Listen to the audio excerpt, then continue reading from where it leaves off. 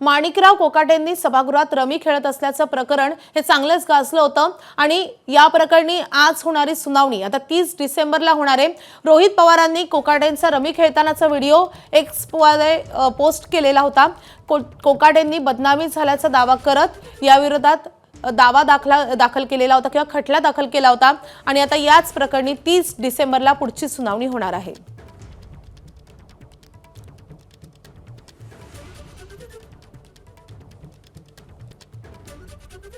हे प्रकरण चांगलंच गाजलेलं होतं आणि या प्रकरणावरून नंतर कोकाटेंवर खाते बदलाची नामुष्की देखील आलेली होती आणि कमी महत्त्वाचं खातं त्यांना देण्यात आलेलं होतं।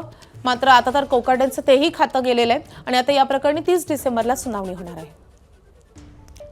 या संदर्भात अधिक अपडेट देण्यासाठी आपले प्रतिनिधी शुभम बोडके आपल्या सोबत आहेत। शुभम, आज कोर्टामध्ये नेमकं काय घडलं?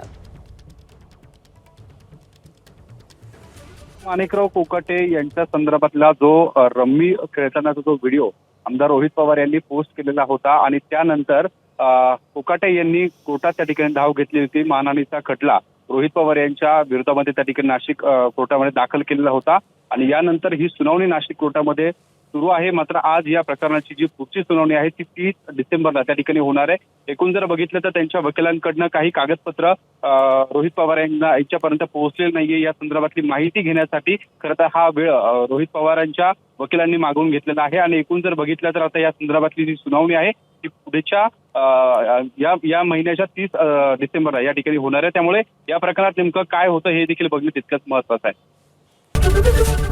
एबीपी माझा, उघडा डोळे बघा नीट।